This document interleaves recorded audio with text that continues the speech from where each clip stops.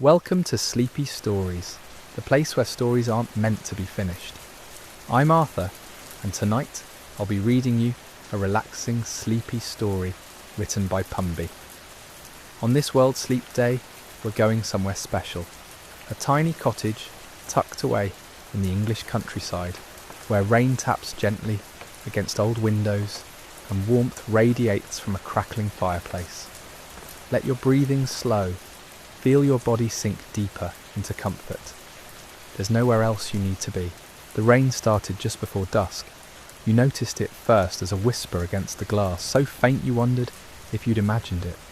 Then came the gentle rhythm, building slowly into something fuller, richer, the kind of rain that doesn't rush or rage, but settles in for the evening, like an old friend who knows they're welcome to stay as long as they'd like. Inside the cottage, you're wrapped in a thick woolen blanket that smells faintly of lavender and wood smoke. The fabric has weight to it, the kind that makes you feel held rather than merely covered. You've positioned yourself in the armchair nearest the fire, though calling it an armchair hardly does it justice. This is the sort of chair that seems to have moulded itself to the shape of contentment over decades of use. The leather is soft and worn, in all the right places, cracked just enough to give it character without sacrificing comfort. Outside, the light is fading in that particular way it does on rainy evenings. Not the sudden darkness of a storm, but a gradual dimming, as if the world itself is slowly closing its eyes. The garden beyond the window blurs into watercolour shades of green and grey. You can just make out the outline of the old oak tree, its branches swaying gently under the weight of accumulated raindrops. The fire crackles and pops. A log shifts, sending up a small shower of sparks that dance briefly before fading. The flames cast moving shadows across the stone walls, turning the room into something alive and breathing. You watch the patterns without really watching them, your mind drifting in that pleasant space between thought and no thought at all. On the small table beside you sits a mug of tea, chamomile with honey, still warm enough to send delicate spirals of steam into the air. You brought it here 20 minutes ago, intending to drink it, but somehow you've only taken a few sips. That's the thing about evenings like this. Time moves differently. Minutes stretch and fold into one another until the concept of duration becomes meaningless. The cottage is old, built sometime in the 1700s, and it carries that age gracefully. The ceiling beams are dark with centuries of smoke and time. The floorboards creak in specific places, a map of sounds you've already memorised. When you walk from the kitchen to this room, there's one board near the doorway that groans like a sleepy cat. Another by the window sings a higher note, almost musical. Rain intensifies slightly, finding its full voice now. It drums on the slate roof overhead with varying rhythms. Some drops heavy and deliberate, others light and quick. They create a layered percussion that needs no accompaniment. Through it all, you can hear the gurgle of water rushing through the downspout, the overflow from gutters finally surrendering to gravity's patient insistence. A book rests open on your lap. You were reading it earlier, something about a traveller in Scotland, but the words have blurred into irrelevance. The page hasn't turned in half an hour. That's perfectly fine. Books understand. They're patient creatures, content to wait until attention returns or doesn't. The windows are old too, original to the house.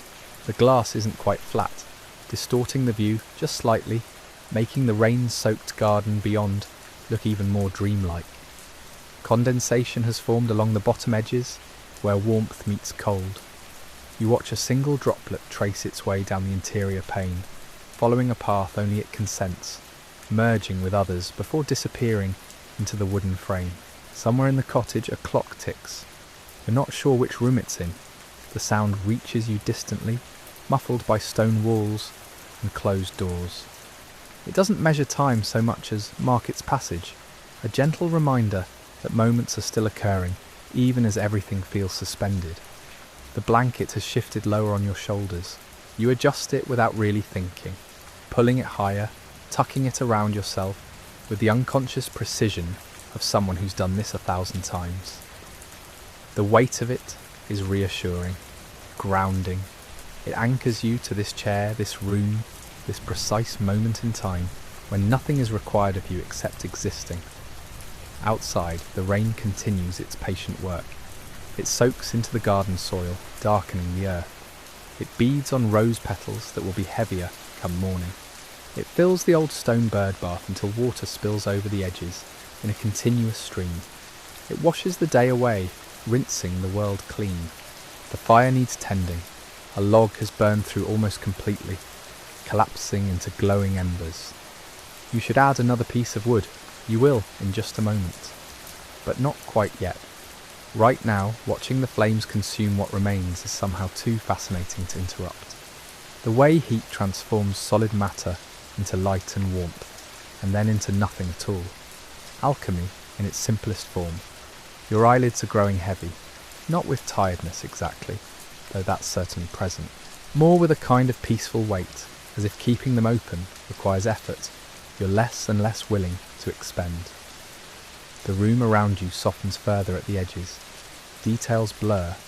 The distinction between the crackle of fire and the drum of rain becomes less clear. But before you drift completely, there's something you notice. A scent has been building in the room, so gradually you didn't register its arrival. It's coming from somewhere deeper in the cottage, drifting through from what must be the kitchen. Welcome to Sleepy Stories, the place where stories aren't meant to be finished. I'm Arthur, and tonight I'll be reading you a relaxing, sleepy story written by Pumby. We're continuing our journey in a remote Scottish cottage where rain falls steadily and a fire burns low. Let your shoulders drop, your breathing slow, and allow yourself to simply be carried along by the words. Bread. Someone has been baking bread. The aroma is unmistakable, even from this distance. Yeast and flour transformed by heat into something golden and essential. It mingles with the smoke from the fireplace, creating a combination that speaks to something ancient in your awareness, comfort distilled into scent. You hadn't realised anyone else was here, or perhaps you'd forgotten. The cottage has that effect, making details slip away as unimportant. But clearly, somewhere beyond this room, hands have been working, kneading dough, shaping loaves, tending an oven with the kind of attention that can't be rushed. The rain shifts pattern again. What was steady becomes sporadic, individual drops now audible as distinct events rather than a continuous sound. Each one announces itself against the window before sliding down to join the others, gathering at the sill. The change suggests the storm is considering whether to continue or move on. It hasn't decided yet. Your book has slipped slightly. The pages are starting to close of their own accord, the spine relaxing after being held open so long. You could stop it, mark your place, set it properly aside. Instead, you let it settle however it wants. The traveller in Scotland will still be there tomorrow, walking those same hills, encountering those same stone walls and sheep and distant mountains. Stories wait. A log in the fireplace suddenly splits, not with drama, but with a soft crack followed by a gentle collapse. The two halves fall away from each other, revealing their glowing interiors. New flames spring up where fresh surfaces are exposed to air. The fire renews itself without any help from you, finding fuel in its own transformation. That scent of bread grows stronger. Whoever is baking must have opened the oven door, checking on their work.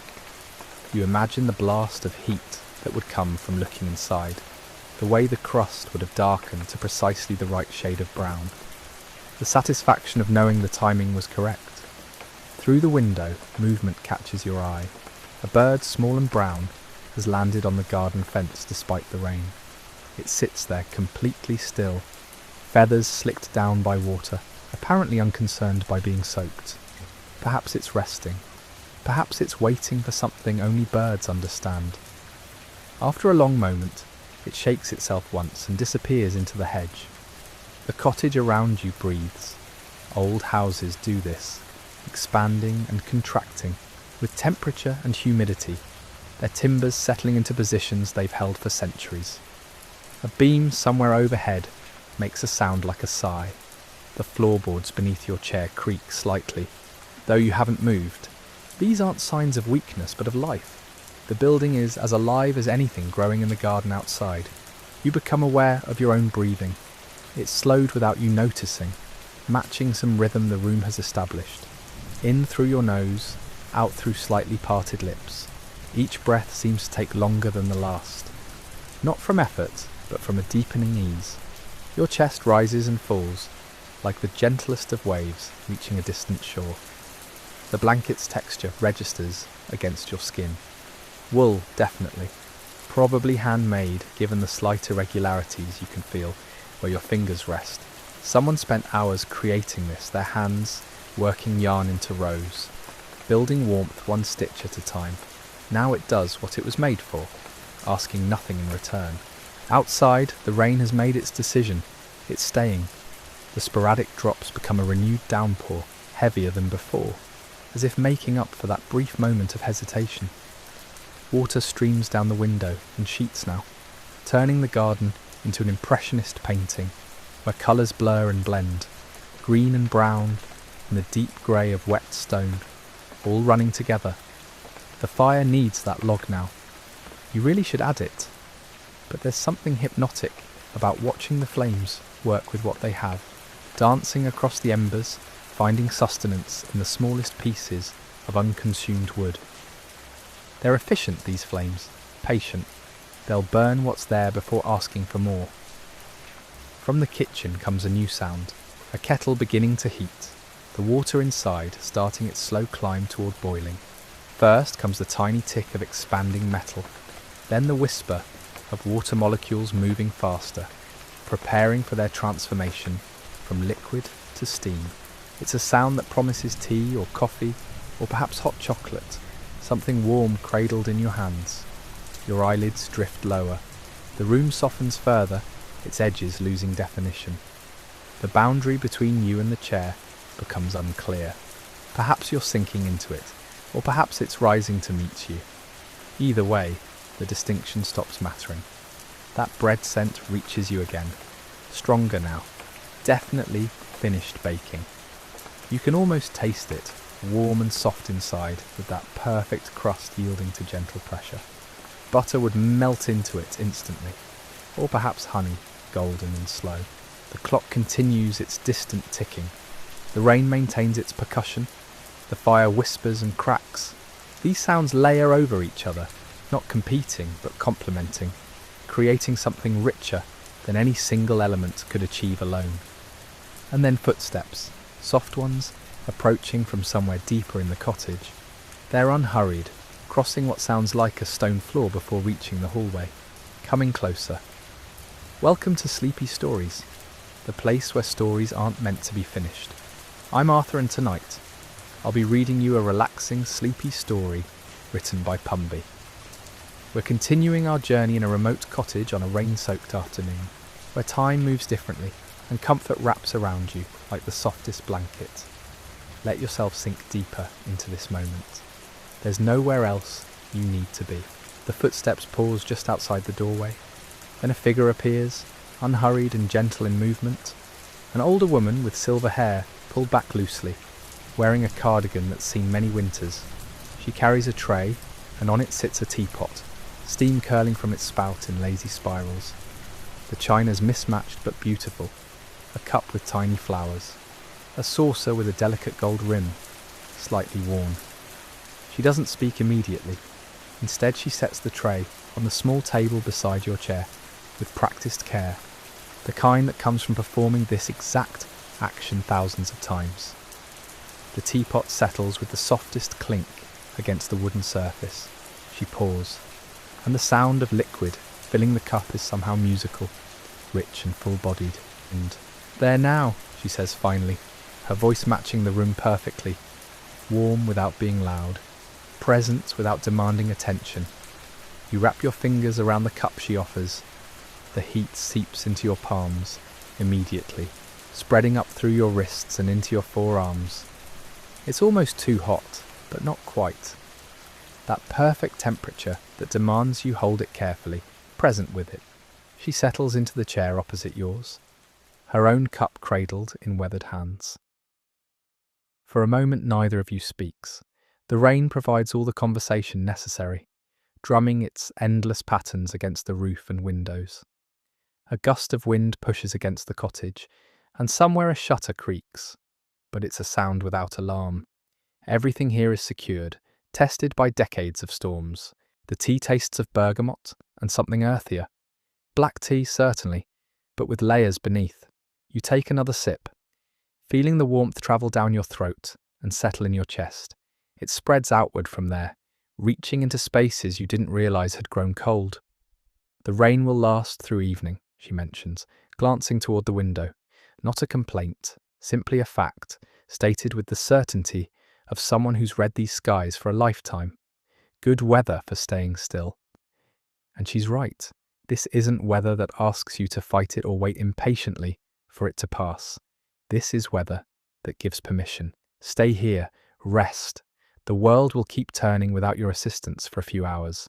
The fire has found that reserve of energy old fires always seem to discover. The flames climb higher, emboldened by some shift in draft or fuel. Light dances across the walls with renewed enthusiasm, painting everything in shades of amber and gold. Shadows retreat into corners, then creep back out, then retreat again. An endless, gentle battle. Your host rises, moving to the fire. She adds that log you'd been considering, placing it with precision, born from experience. She knows exactly where it needs to sit for optimal burning. The flames hesitate for just a moment, considering this new offering, then accept it eagerly.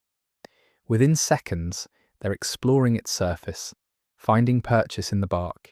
She returns to her chair, and the rhythm resumes, sipping tea, watching rain, breathing in the scent of wood smoke and baking bread.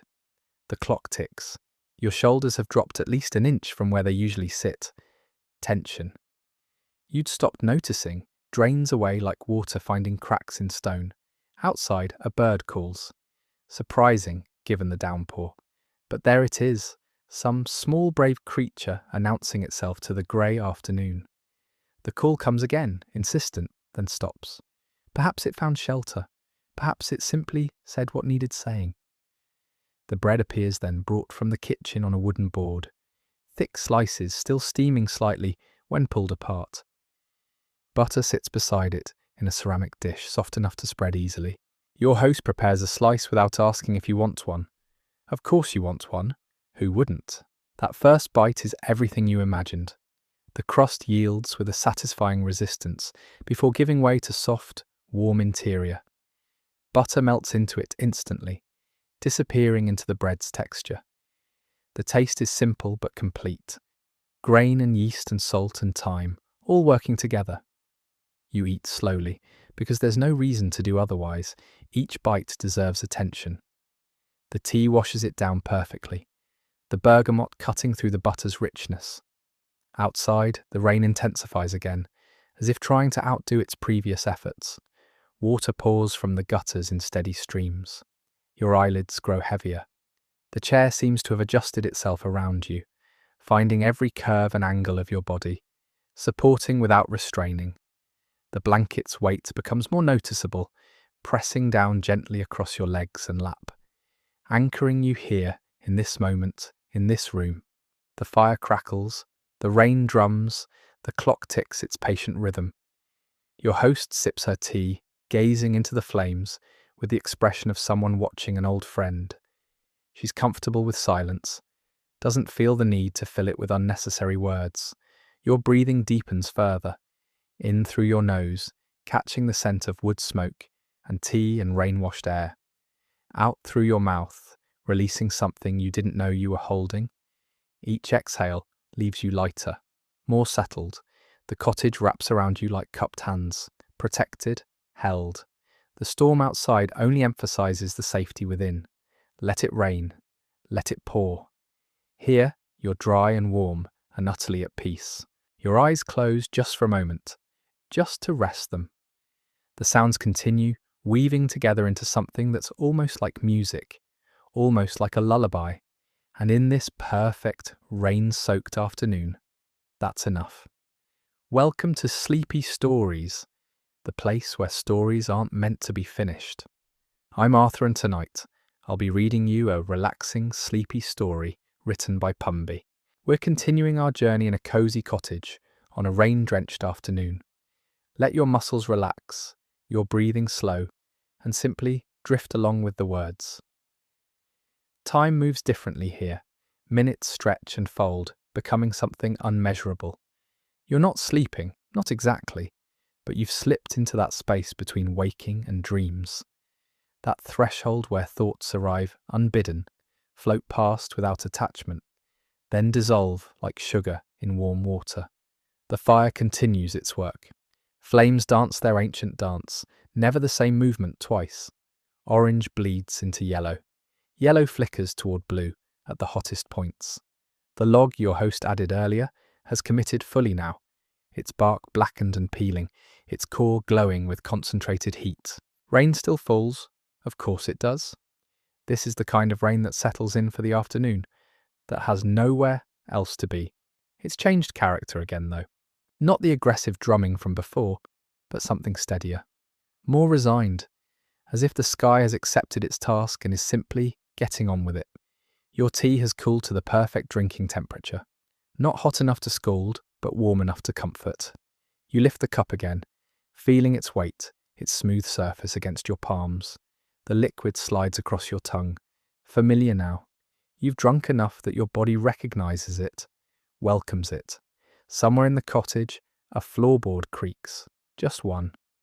The house settling, adjusting itself against the damp. Old buildings do this, especially in weather like this.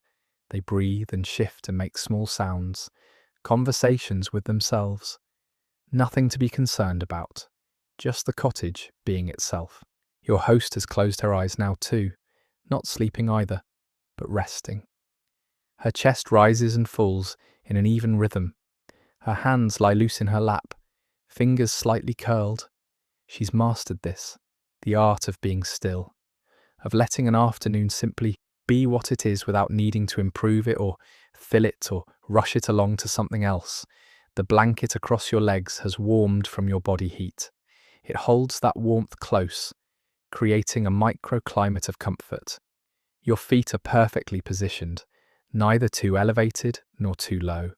Blood flows easily, no tingling, no numbness, just presence.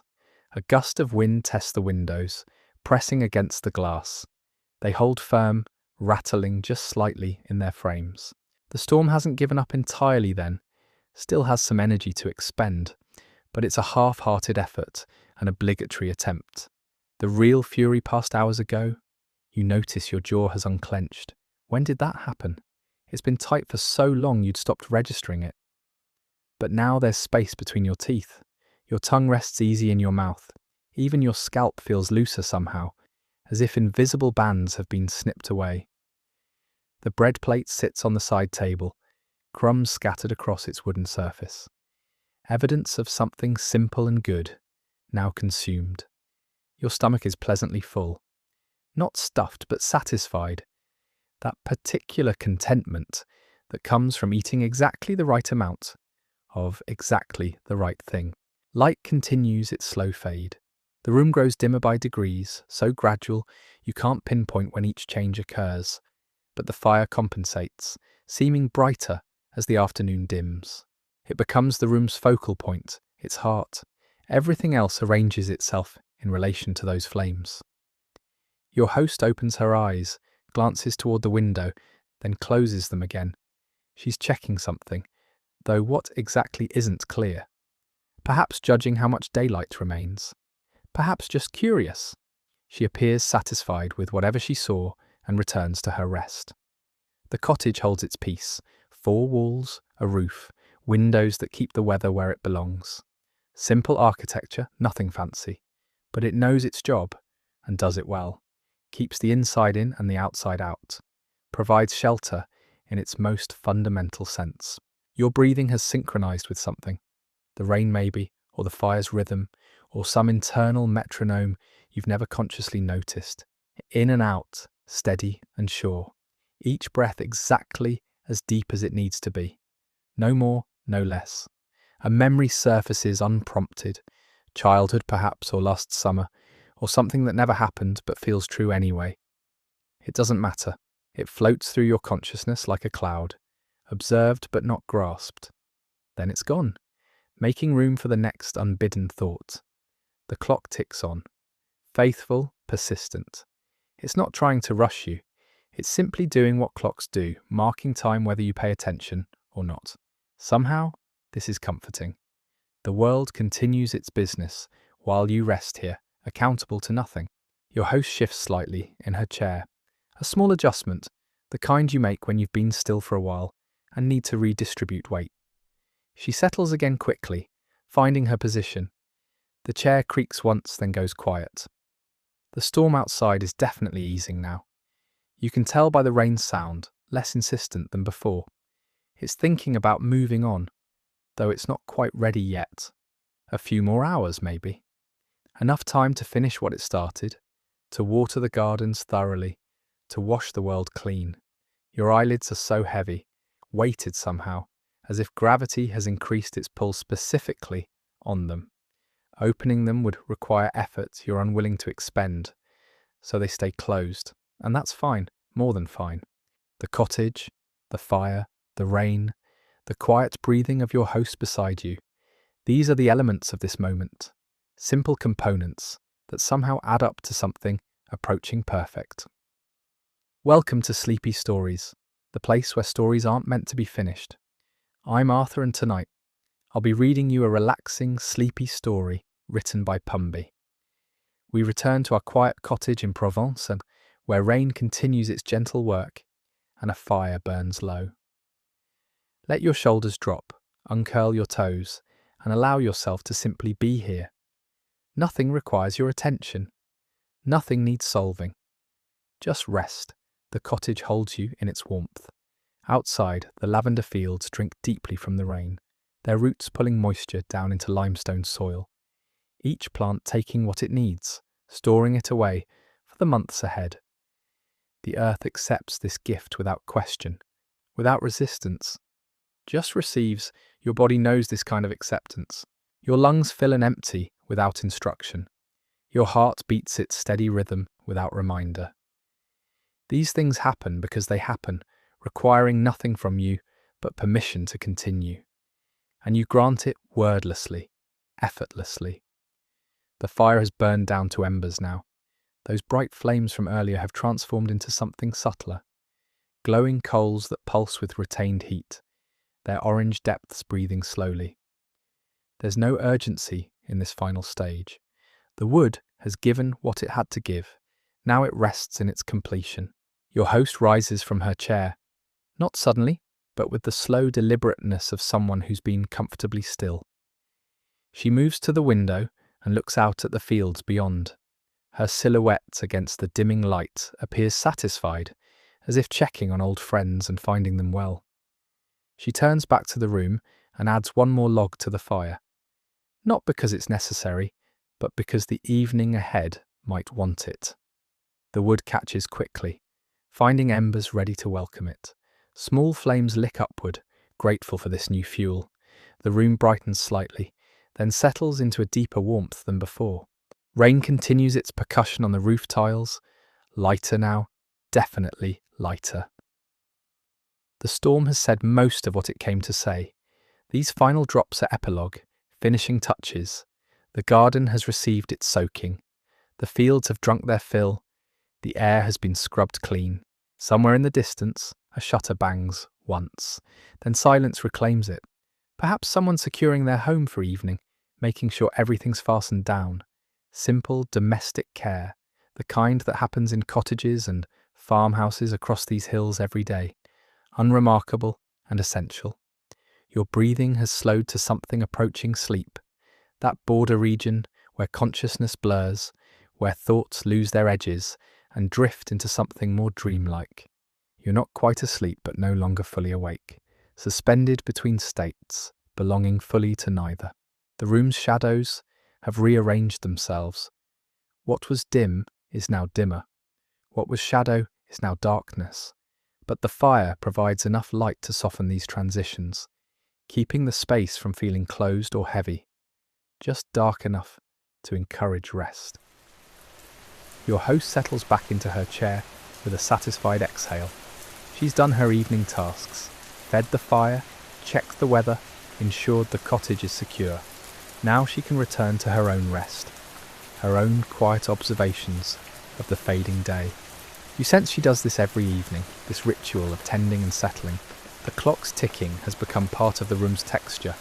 Not a sound you listen to, but one you hear through, like rain or breathing.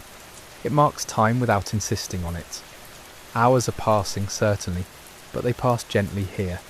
No rushing forward, no dragging back, just the steady progression of one moment into the next. A memory of lavender drifts through your mind. Not the sight of it, but the scent. That distinctive perfume that means Provence to everyone who smelled it. You recall brushing your hand across the blooms earlier, how the fragrance clung to your fingers. You can almost smell it now, though perhaps that's imagination filling in what memory suggests. The cottage seems to breathe with you, its old walls expanding and contracting in their own slow rhythm, stone and timber and plaster, all of it settling into evening just as you are. Everything here knows how to rest. The building itself teaches this through its patient stillness. Your limbs have that pleasant heaviness that comes before sleep, weighted, anchored. Moving them would require decision and effort, both of which feel impossible now. So they stay where they are, arranged comfortably, asking nothing. Outside, the light continues its inevitable fade. Dusk approaching, then evening, then night. The natural order of things, the earth turning away from the sun, as it has turned countless times before, as it will turn countless times to come. Your presence or absence changes nothing about this rotation. It happens regardless, reliable as breath. The fire glows steady. The rain whispers down. Your host rests quietly nearby. These elements combine into something that feels suspended outside normal time. A pocket of peace carved from the ordinary afternoon, offered freely to anyone willing to stop and occupy it. Your thoughts have become sparse, arriving with long pauses between them, and the thoughts that do come lack urgency. They're observations without judgment, noticing without needing to respond. The mind settling like silt in still water, drifting down to rest at the bottom. The cottage in Provence holds its vigil. The lavender fields lie quiet in their rows. The rain finishes its work and moves on. Everything here knows its purpose and fulfills it without complaint, including you, resting now in this chair by this fire, breathing this warm air, releasing every remaining piece of tension into the forgiving stillness of this perfect, unremarkable, eternal evening. Your eyes remain closed.